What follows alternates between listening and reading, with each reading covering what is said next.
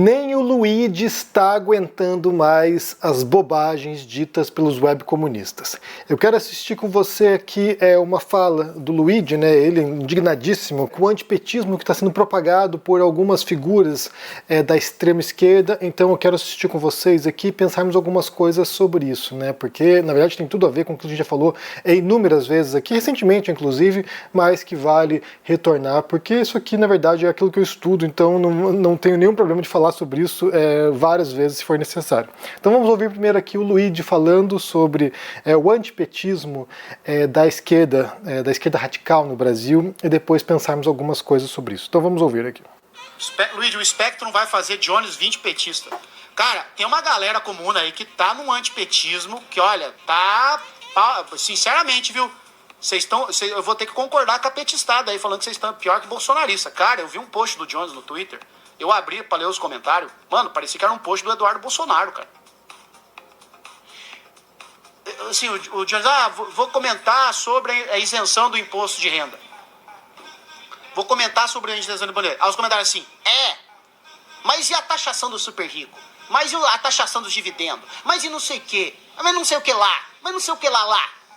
Não faz esse governo neoliberal. Aí o outro cara falou assim... O Lula ficou 3 anos fudendo a vida do povo. E agora ele só fez isso como pra se reeleger. Tipo assim, gente... Meu Deus, cara, calma. Calma. Porra, cara, como é que eles imaginam? Sabe que eles acham que política lá em Brasília é só assim, pô... deve ser do jeito que eles estão falando aí no YouTube, né? É só ir lá e passar alguma coisa, né?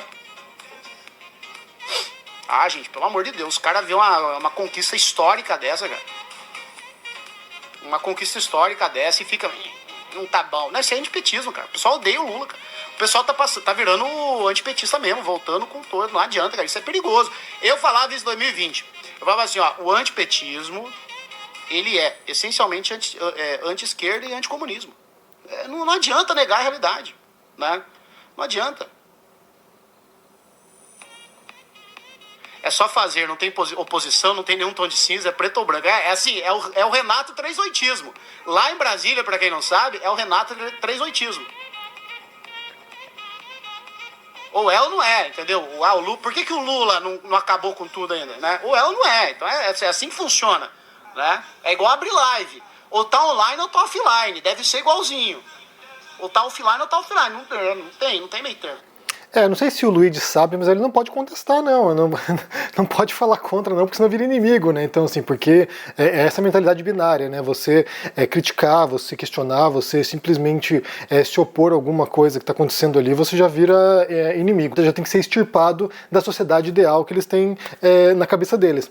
Mas o que o Luigi falou ali é verdade, né? Então, assim, e aí entra o grande problema que eu falei, inclusive, recentemente lá na questão do Haddad, né? Que é o descolamento da realidade. É a ausência de prática, é a ausência de contato com a política institucional real, porque, isso de você vai lá e faz, só funciona mesmo em regimes autoritários. O regime autoritário, ele é muito eficaz para implementar as coisas, porque não há oposição, a oposição foi morta, a oposição foi extinta. Então um governo autoritário pode ir lá e fazer as coisas que quiser. Não tem controle.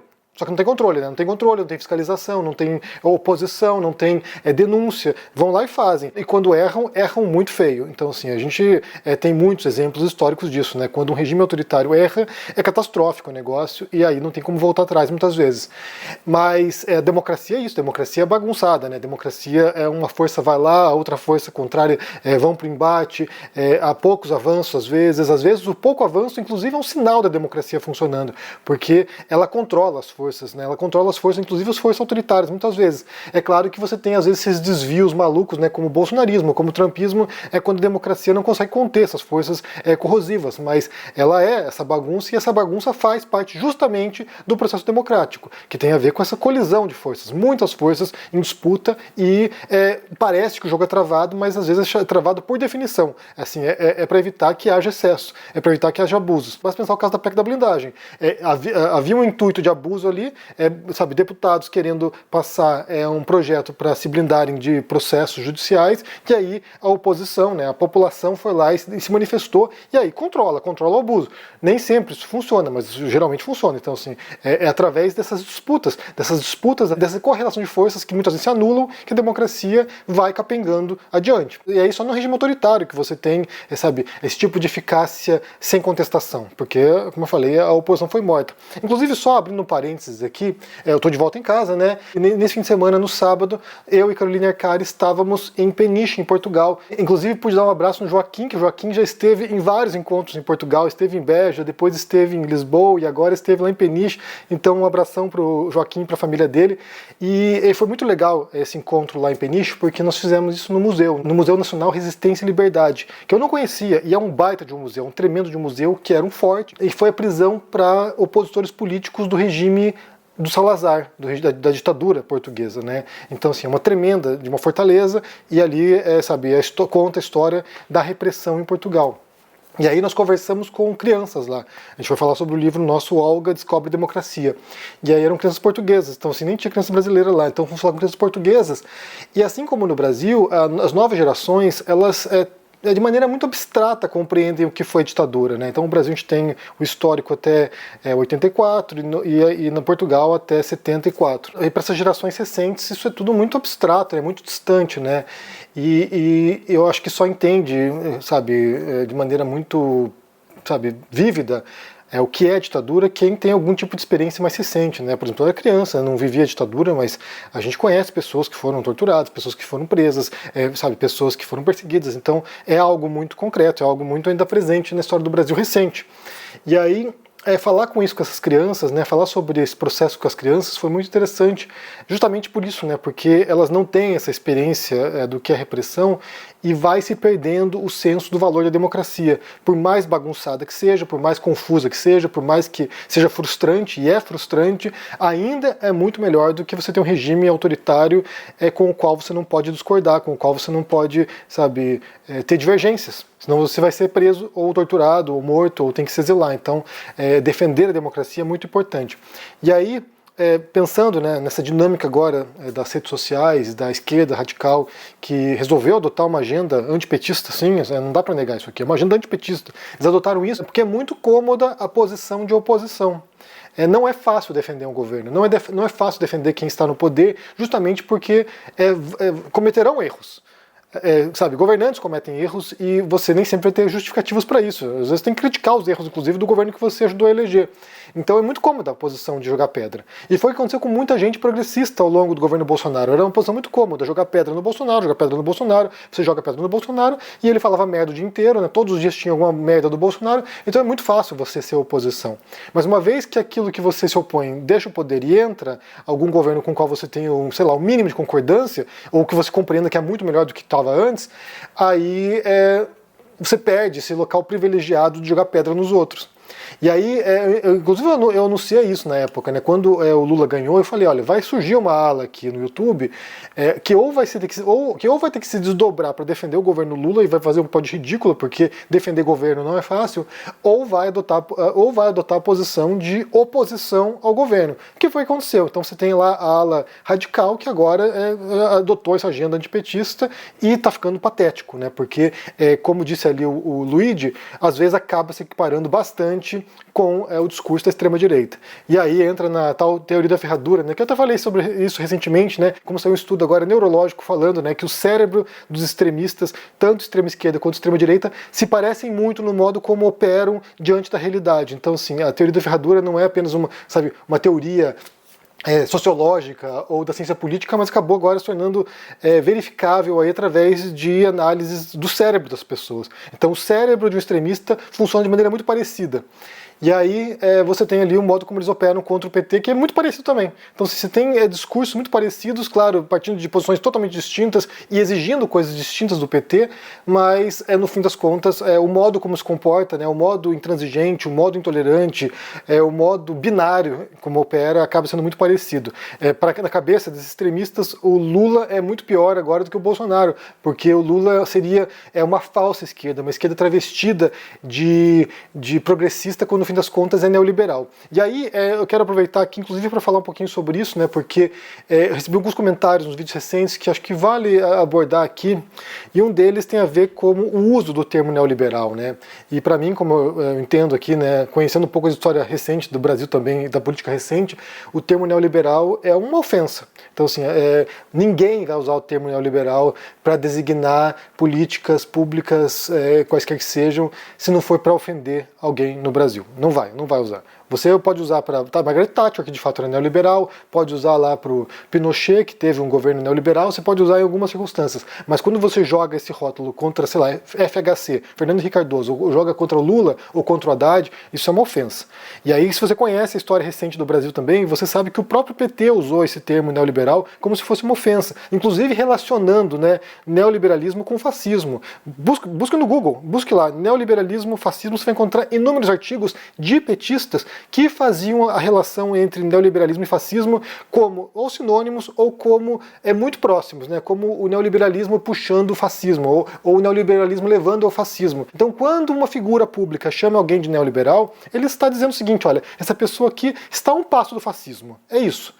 Pode tentar, sabe, dourar a pílula, revestir isso sei lá, com teorias ou com explanações muito longas e vídeos de 1 hora, mas no fim das contas o que ele quer dizer é o seguinte: olha, esse cara aqui, o Haddad, ele está a um passo de ser fascista, ele está a um passo de destruir os direitos dos pobres, ele é contra o trabalhador. É isso que ele está dizendo. É um discurso difamatório, no fim das contas. É um discurso difamatório porque é muito cômodo você jogar pedra nas pessoas. É a posição mais agradável que existe, jogar pedra nos outros, porque construir alguma coisa exige trabalho. E como eu falei, tem pessoas aí que estão no discurso público que nunca fizeram nada de concreto na realidade. Nunca fizeram nada de concreto no mundo. Então, assim, é fácil você apontar o dedo, mas não tem nenhum tipo de experiência real para fazer alguma coisa de valor que vá ajudar de fato a vida das pessoas. Porque trabalhar no mundo da hipótese, no mundo do delírio, né, no mundo da utopia, é muito fácil. Qualquer um pode criar um mundo fictício aí perfeito, no qual as coisas serão melhores, muito melhores do que são hoje, mas realizar isso ninguém conseguiu. Então, assim, a gente tem, sei lá, 300 mil anos de história da humanidade, ninguém conseguiu fazer um mundo perfeito, ou, sei lá, nem sequer muito desejável. O que a gente tem é isso, né? Esse mundo bagunçado, caótico e fudido.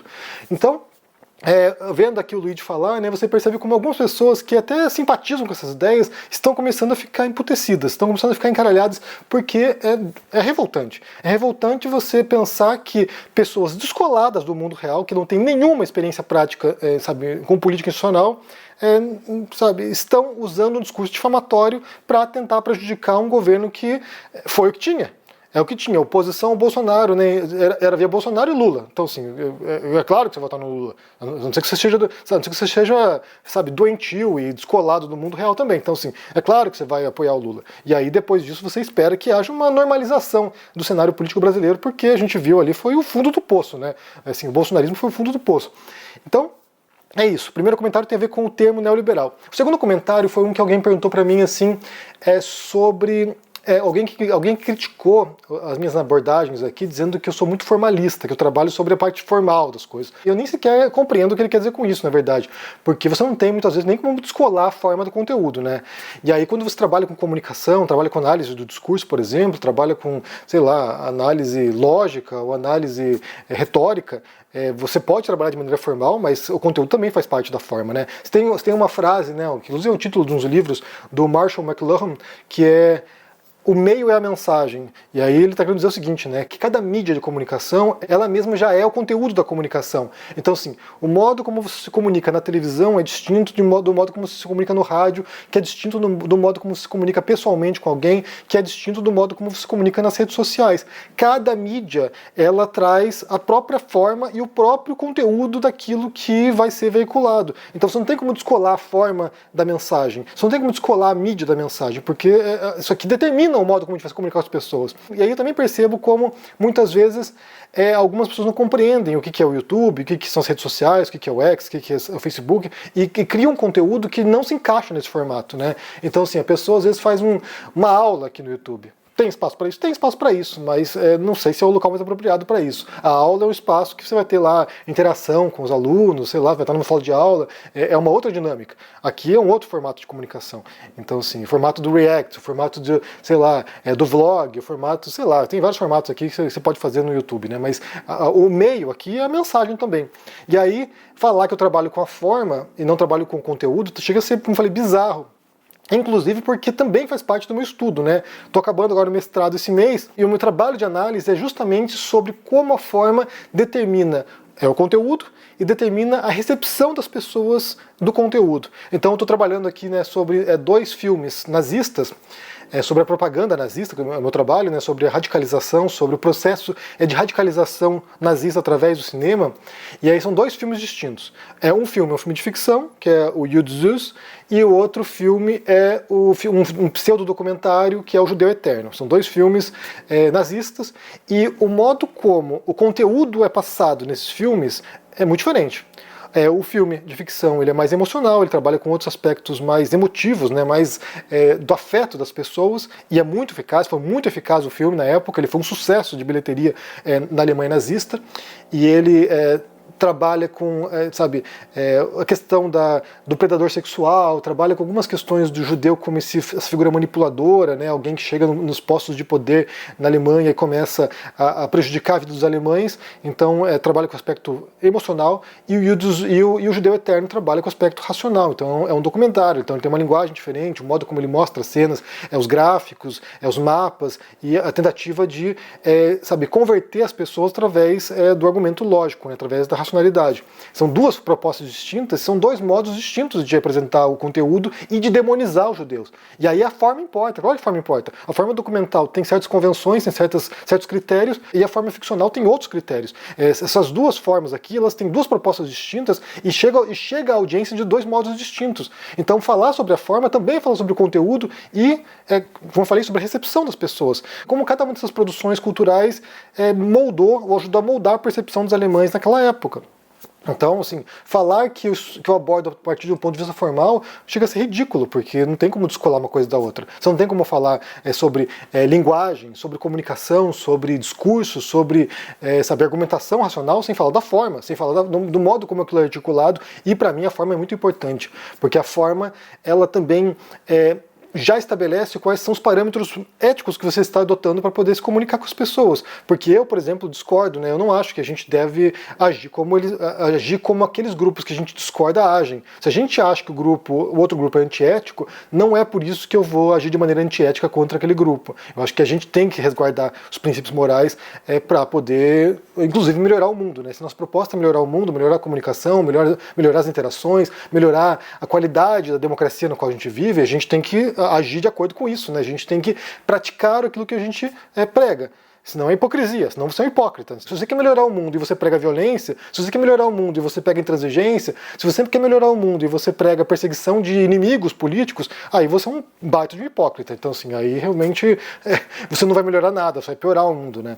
Então é isso. Aí, acho que até haveria outros pontos para abordar, mas aqui são os mais importantes. E, só falando sobre aspectos formais, também vale conferir na Amazon, que está disponível lá meu livro, lançamento, 20 táticas para você arrasar nos debates, que mostra justamente as táticas manipuladoras, né, as mal intencionadas, as que prejudicam o debate público, e eu explico por que elas funcionam. Mais do que falar quais são as táticas, é por que elas funcionam e como elas impactam no mundo real e como elas impactam no indivíduo, né? Por que nós compramos esses modos maliciosos, mal intencionados de comunicação. E aqui também a forma diz muito, né? A forma também determina o conteúdo e também impacta nas pessoas, né? Então, assim, se você fala de maneira, entusiasmada, você vai impactar na pessoa. É a forma como você está se comunicando. Se você fala de maneira mais lógica, isso também tem um impacto, e a forma também determina a recepção. Ou seja, não tem como descolar uma coisa com a outra. Esse comentário chega a ser estúpido, no fim das contas, né? Eu quero ouvir de vocês o que vocês pensam sobre essa história, sobre a reação aqui do Luigi, né? O Luigi indignado com o antipetismo da esquerda radical agora, porque está acontecendo, isso é visível, e, como eu falei, jogar certos rótulos como neoliberal para alguém, isso aqui é beira a difamação, porque historicamente no Brasil, o neoliberalismo ou o rótulo neoliberal sempre esteve muito colado ao fascismo, e isso, inclusive, por petistas. Se você procurar, sabe, em registros aqui, vai encontrar artigos, vai encontrar blogs, vai encontrar, sabe, publicações oficiais do Partido dos Trabalhadores fazendo esse vínculo, né? Então, assim, aí só cai nessa conversinha de que, não, é uma crítica racional, quem não conhece nada da história do Brasil recente. Aí, sinceramente, a culpa está em você, não em mim, né? Mas, de qualquer maneira, eu quero ouvir de vocês o que vocês pensam sobre isso. Deixe aqui embaixo no comentário, deixe o joinha, se inscreva no canal aqui ativando o sininho. Isso é muito importante para ajudar aqui no engajamento. Se torne um membro do canal para dar uma força. Confira o livro sobre debates, 20 táticas para você arrasar nos debates. É um livro satírico, é crítico, né, mostrando as táticas mal intencionadas. Vale conferir. E quem quiser conhecer formas de fazer uma renda extra, também vou deixar na descrição desse vídeo aqui um link, você vai falar com o Clayson no WhatsApp e ele vai te mostrar aí alguns caminhos para você poder fazer 600, 700, 800 reais a mais por mês, que faz diferença. Eu trabalho com internet, então sei que funciona, sei que existe essa possibilidade e quem sabe posso te ajudar aí a fazer uma grana a mais, fazer uma poupança, poder viajar, fazer algum projeto. Então, boa sorte. Um forte abraço. Tchau. O presidente Javier Milei adotou uma série de medidas econômicas que repercutiram positivamente no consumo. Milei's big cuts work. Things are going pretty great for him. ¡Viva la libertad, carajo! Encuentra un país insatisfecho, empobrecido, y ahí aparece como el Mesías. Estamos frente al fin de esa aberración llamada la justicia social. Es un proyecto político de reconfigurar la sociedad. Nunca hubo un momento tan terrible como el que padece la Argentina bajo Javier Milei. Estamos hablando de despidos masivos. Lo que es la capital de Buenos Aires sí hay trabajo, pero en la provincia no hay. Este gobierno no tiene contemplación con cada trabajador. Los medios internacionales dicen que Milei está recuperando la economía en la Argentina. Está recuperando la economía para cierto sector que no es el nuestro. Hay mucha más gente viviendo en la calle. El pueblo va a defender al pueblo. ¿Cómo hacemos para oponerse a esta tragedia del gobierno de Javier Milei? ¡Milei, basura, por la dictadura! ¡El verdugo de los jubilados! Hay que seguir apostando a la calle y a la desobediencia civil.